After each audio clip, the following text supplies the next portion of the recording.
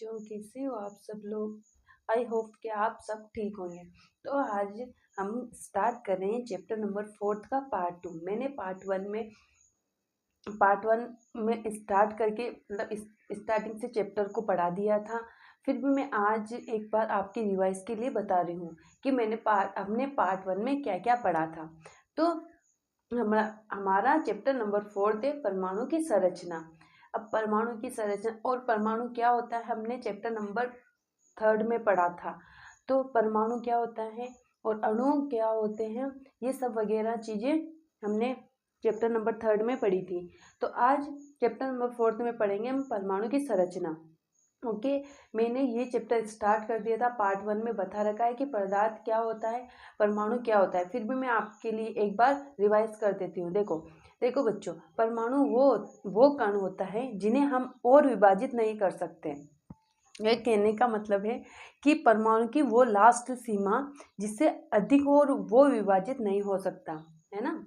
परमाणु की वह निश्चित सीमा या लास्ट सीमा जिससे अधिक और वो विभाजित नहीं हो सकता, परमाणु कहलाता है। परमाणु इतना छोटा होता है कि ये एक स्वतंत्र अवस्था में नहीं पाया जा सकता। हम इसे नग्न आंखों से भी नहीं देख सकते, है ना। परमाणु को हम अपनी आंखों से नहीं देख सकते, इसको माइक्रोस्कोप के द्वारा देखा जा सकता है। और ये इतना महीन कण होता है कि ये किसी स्वतंत्र अवस्था में नहीं पाया जाता, ये किसी यौगिक और तत्व के रूप में पाया जाता है। इसके अलावा इसके विपरीत अणु, है ना, वे अणु क्या होता है, ये स्वतंत्र अवस्था में पाया जाता है और किसी भी रासायनिक अभिक्रिया में भाग नहीं लेता। अणु क्या होता है, एक तो स्वतंत्र अवस्था में पाया जाता है और किसी भी रासायनिक अभिक्रिया में भाग नहीं लेता। ठीक है, तो ये चीजें मैंने चैप्टर नंबर 3 में पढ़ाई थी। तो आप पहले चैप्टर नंबर 3 को जाके देखना, फिर चैप्टर नंबर 4 पे आना। अगर आपको वीडियो अच्छी लगे तो लाइक कीजिएगा, कमेंट में बताइएगा कि वीडियो कैसी लगी। अगर कोई आपको डाउट होता है, इन नोट्स में कोई डाउट होता है, तो आप मुझे बताइएगा कि क्या डाउट है। आप अपना क्वेश्चन पुटअप कीजिए, मैं उसका आंसर देने की कोशिश करूँगी।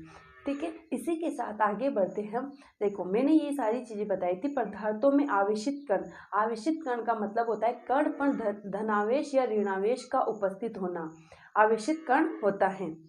ओके, इलेक्ट्रॉन की खोज जे थॉमसन ने की थी, प्रोटॉन की खोज गोल्डस्टीन ने की थी, है ना। और परमाणु की संरचना थॉमसन मॉडल तरबूज की बात की किसने की, रदरफोर्ड ने की।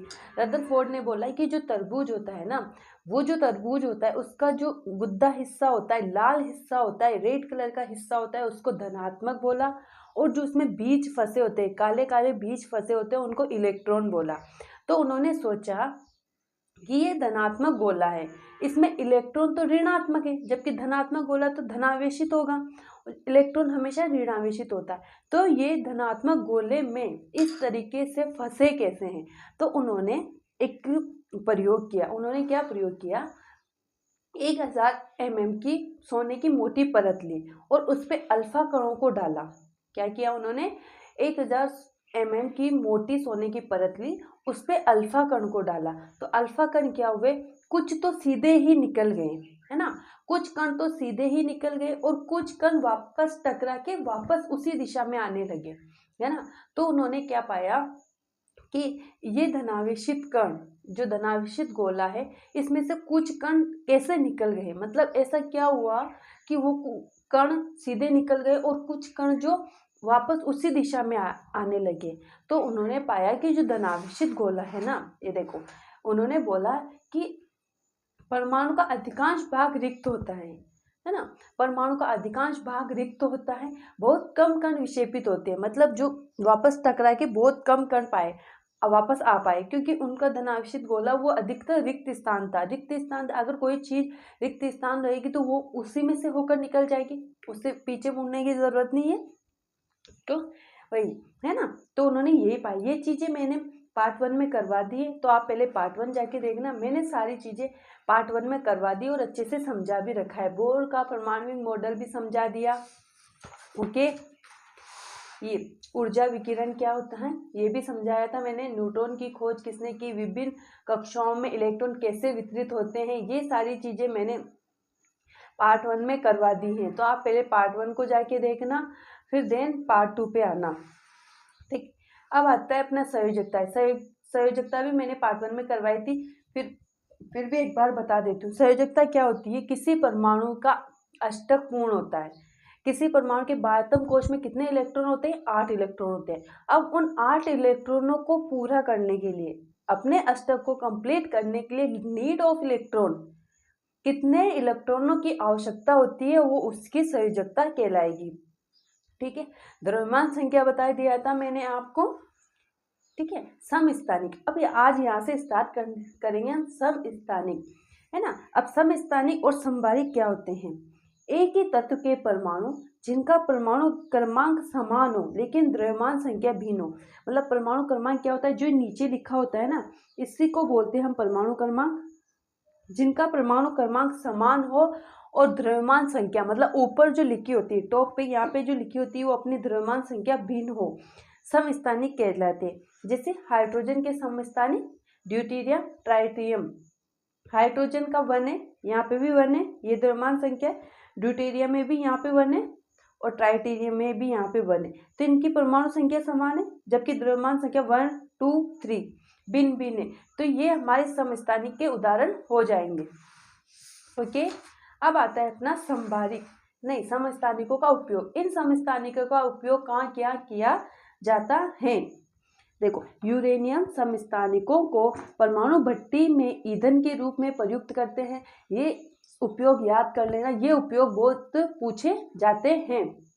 ओके, रेडियोधर्मी समस्थानिक विभिन्न रोगों के उपचार में प्रयुक्त होते हैं, जैसे आयोडीन 131 गेंगा रोग, कोबाल 60 कैंसर के उपचार हेतु काम लेते हैं।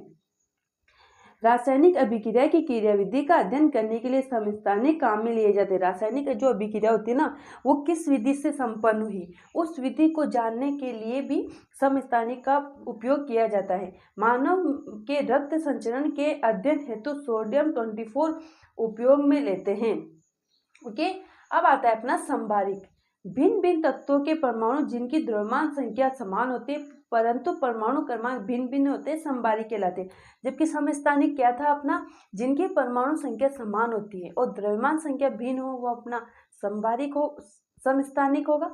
समबारिक में उल्टा होता है, समबारिक में परमाणु क्रमांक भिन्न होता है, द्रव्यमान संख्या समान होती है। जैसे कैल्शियम तथा ऑर्गन दोनों की द्रव्यमान संख्या 40 होती है, परंतु दोनों का परमाणु क्रमांक 18 व 20 होते हैं। ठीक है, तो इसी के साथ अपना 4th चैप्टर हुआ कंप्लीट। अगर आपको वीडियो अच्छी लगे तो लाइक कीजिएगा, कमेंट कीजिएगा, और जो चीज़ समझ में नहीं आती उसको कमेंट बॉक्स में टाइप करना। ठीक है, तो पार्ट 1 पार्ट 2 दोनों को मिला के अपना 4th चैप्टर कंप्लीट हुआ। अगला अपना 5th चैप्टर चलेगा जीवन की मौलिक इकाई, जो मैं अगले पार्ट में करवाने वाली हूँ। तब तक के लिए पढ़िए, नोट्स बनाना, क्योंकि साथ में जब नोट्स बनाओगे ना तो आपको बाद में जाके बहुत ज़्यादा बर्डन नहीं लगेगा। फिर बाद में जाके आप आधी चीज़ें भी नहीं पढ़ पाओगे, जिससे अच्छा है कि आप मेरे साथ साथ नोट्स बनाते चलो और समझते चलो। Thank you.